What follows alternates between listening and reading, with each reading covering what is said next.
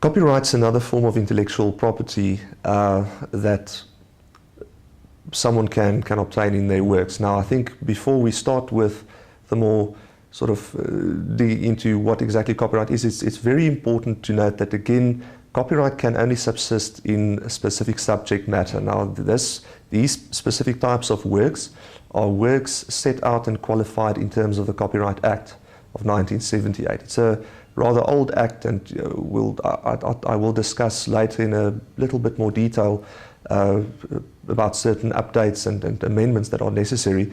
But copyright can subsist in 8 specific types of works, and if the specific subject matter that you deal with does not fall within the ambit of any of these 8 works, then copyright itself is generally not applicable, and you'd have to look at certain other alternatives.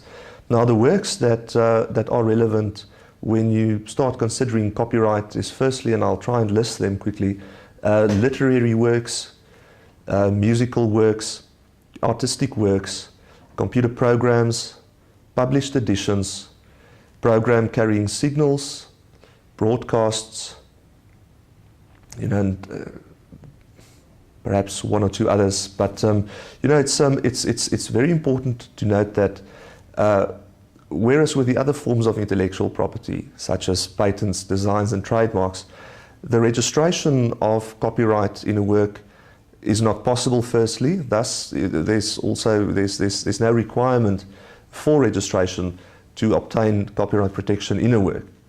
The bottom line is that if your work complies with certain requirements as set out and prescribed by the Copyright Act, then you would have copyright in it automatically. So there's really no formal requirements for the acquisition of copyright in a work.